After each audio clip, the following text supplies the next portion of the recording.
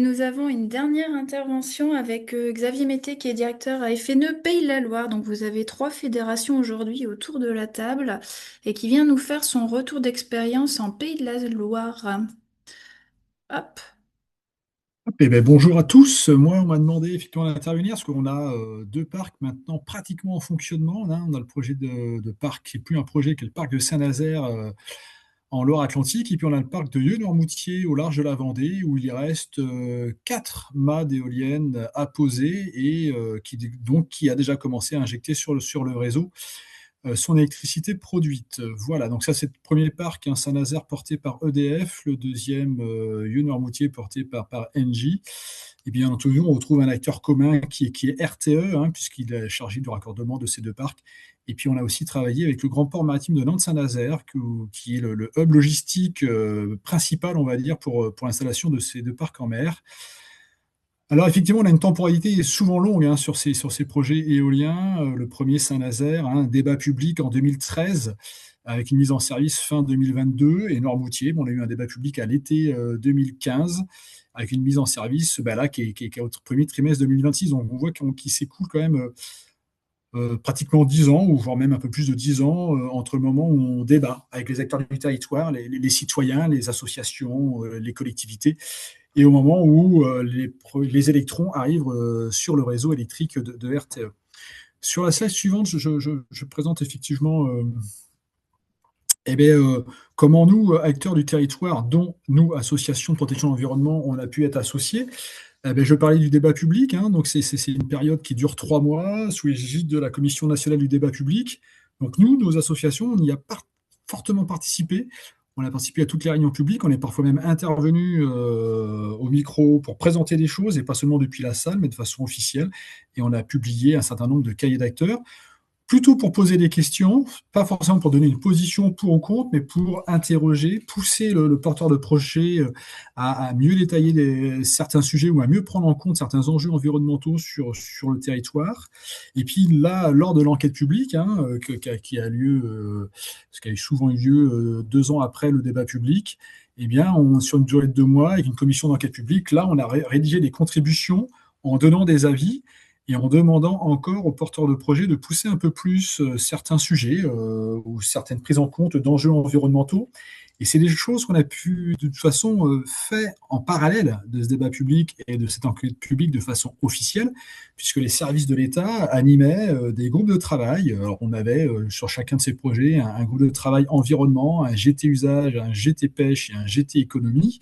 Bon, les associations de protection de l'environnement n'étaient pas invitées au GT Pêche, quel que soit l'un des deux projets. Par contre, on a participé aux 3 autres GT, et c'était l'occasion de poser des questions, de demander aussi des garanties sur certains sujets auprès des services de l'État, qui après pouvaient demander fortement aux porteurs de projets de mettre en place des choses. Et donc, on a eu, notamment, je pense à Saint-Nazaire, il y a eu toute une histoire sur. Parce que nous, on est sur des fonds rocheux, hein, Saint-Nazaire et Dieu-Noirmoutier, c'est un peu. On est vraiment sur des plateaux rocheux, on n'a pas de sable. Et donc, c'était quelle prise en compte des laminaires, hein, des algues, où il y avait certains spots de laminaires. Et on a réussi à modifier l'emplacement de quelques mâts, de quelques fondations d'éoliennes pour éviter ces spots de laminaires. Donc, ils ont été déplacés de quelques centaines de mètres par le porteur de projet. Alors, ça c'est des gains qu'on a pu obtenir, nous, au moment, voilà, entre le débat public, l'enquête publique, etc. Et puis, il y a le comité de suivi qui existe, là aussi, sous l'égide de la préfecture, qui se réunissait 2 fois par an euh, en phase de concertation et en phase de chantier. Une fois qu'on arrive en phase d'exploitation, ça se réunit plus qu'une seule fois par an. Et c'est l'occasion, là aussi, de réaffirmer des choses et de discuter. Et puis, sur le parc de Vieux-Noirmoutier, on a un GIS, un groupement d'intérêt scientifique qui est mis en place. Et on a notre fédération départementale FNE Vendée, et puis nous-mêmes, FNE Pays de la Loire, nous participons, nous sommes membres de ce groupe d'intérêt scientifique, ce qui permet là aussi d'échanger avec des laboratoires universitaires ou autres, ou des services de l'État, hein, CEREMA, IFREMER, pour discuter et être dans un dialogue constructif, mais exigeant. C'est ce que j'explique un peu sur la slide de l'après, c'est que tout ça se fait effectivement avec une vigilance, exigence de notre part, parce qu'on a pu aussi entretenir avec ces porteurs de projets des échanges autres, en dehors de ces instances qu'on a pu voir auparavant, qui ont permis de faire des visites de terrain. Je me rappelle une visite avec EDF dans une carrière en région parisienne pour nous montrer les expériences de battage de pieux en roche qui ressemblaient très fortement aux roches qu'on se retrouve sur le plateau rocheux au large de Saint-Nazaire. Parce que nous, on s'inquiétait du bruit et de la prise en compte du bruit lors de ces opérations de battage, et bien, nous avait invités à venir voir en grandeur nature une expérimentation de battage avec les enregistrements, etc. Donc là, on arrive à créer une relation de confiance et d'interconnaissance entre deux mondes qui ne se connaissent pas. Et puis, sur la dernière slide, je présente quelques informations notamment aussi quelques difficultés, hein. C'est-à-dire qu'on a des équipes projets qui changent. On n'a pas travaillé avec les mêmes personnes à EDF ou avec Engie, entre l'équipe de concertation en phase de concertation, avec l'équipe de phase chantier, puis maintenant l'équipe d'exploitation. Donc nous, nos bénévoles restent, parfois les salariés de nos équipes restent aussi ou changent, mais en tout cas de leur côté, ça change tout le temps. Et donc il faut la confiance qu'on a pu créer avec des personnes qui sont finalement des relations humaines, eh bien, sont à refaire. Et en fonction des personnes, mais ce courant passe plus ou moins bien. Et puis on a pu remarquer que la culture de la concertation n'était pas du tout la même entre les équipes de ces différentes entreprises. Alors avec RTE, on a aussi l'habitude de travailler avec RTE sur d'autres projets, hein, à terre, de renforcement électrique, etc., etc. Donc on a une connaissance de méthode de travail, et donc cette confiance s'était déjà instaurée avec RTE et donc a pu perdurer sur ces chantiers-là. On s'est bien rendu compte que selon la pression que subissaient les équipes projets par les services juridiques de chez eux, ils étaient plus ou moins enclins à nous donner des informations. Et parfois, pour obtenir un document, il nous fallait patienter 4 mois, 6 mois, parce que le service juridique n'avait pas donné son feu vert pour transmettre un compte-rendu de réunion ou quelques éléments techniques, ce qui avait plutôt tendance à nous froisser et à ne pas créer ce dialogue de confiance. On a remarqué qu'il fallait aussi un besoin de monter en compétence des bénévoles sur les sujets techniques. Et on parlait du offshore, alors que nos associations sont des associations terrestres, et qu'on projetait nos craintes de dossiers qu'on connaissait sur le terrestre en mer.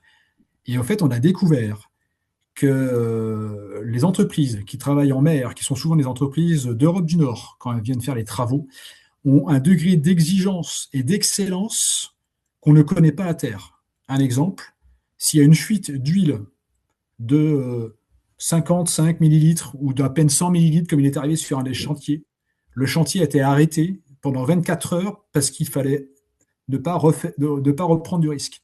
Vous imaginez sur un chantier à terre, un camion qui pète une durite, qui répand de l'huile, en fait, ça choque personne. Et on continue. On va à peine sortir le kit pour aller éponger sur le sol. On remet un peu de terre dessus, ni vu ni connu. C'est ce qu'on connaît, nous, régulièrement sur beaucoup de chantiers à terre. Ben, en mer, ça ne se passe pas du tout comme ça. Et ça, nous, on ne l'avait pas du tout en tête. Et c'est vrai que cette excellence de travail, cette exigence est quand même saluée par les services de l'État. Nous, on a pu le saluer. Et c'est des choses qu'on n'avait pas du tout en tête, nous, sur le suivi des chantiers. Et de voir que ça fonctionnait comme ça nous a aussi rassurés. Et on a pu effectivement avoir aussi accès au cahier des incidents et accidents sur les chantiers, enfin sur les phases chantiers, ce qui est aussi très rassurant, chose qu'on n'obtient jamais à terre, par exemple. Voilà, alors après, il reste un peu des questions, hein. C'est comment mettre en œuvre des mesures d'évitement de réduction quand le périmètre du projet est choisi avant le débat public et qu'on ne peut plus rien changer. Hein, on peut discuter d'alignement, de choses comme ça, mais ça doit rester dans un périmètre très restreint. Et donc, si sur ce périmètre-là, la cartographie de prise en compte des enjeux dans le dialogue de planification a été plutôt un arbitrage défavorable à l'environnement et favorable plutôt à la pêche, et bien comment on fait? On n'a pas trop de solutions.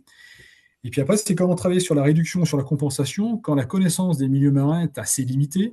En tout cas, ça a été le cas, nous, sur Saint-Nazaire, qui a été vraiment la première génération, c'était le premier parc éolien en mer inauguré en France. Eh bien, on avait des soucis de connaissance, notamment l'intervenante précédente parlait des chiroptères. Eh bien, nous, typiquement, en mer, on n'avait aucune donnée. Aujourd'hui, on se rend compte qu'il y a du passage de chiroptères assez au large, mais c'est des choses qu'on n'avait pas du tout dans les bases de données naturalistes de l'État, des associations, etc. Donc, on voit que ces projets-là permettent de gagner en connaissances, avec le grand défi aujourd'hui, nous, qu'on a sur ces deux parcs-là, c'est avec ce gain de connaissances environnementales naturalistes, comment on fait pour les inclure dans les mesures de suivi et que de se dire si finalement on avait sous-estimé certains corridors écologiques pour les chiroptères et d'autres, comment on fait pour peut-être mettre en place des mesures de bridage à certaines périodes de l'année sur certains parcs éoliens en mer qui finalement se sont installés sur des zones où il y avait du passage qu'on n'estimait pas du tout il y a 10 ans. Voilà.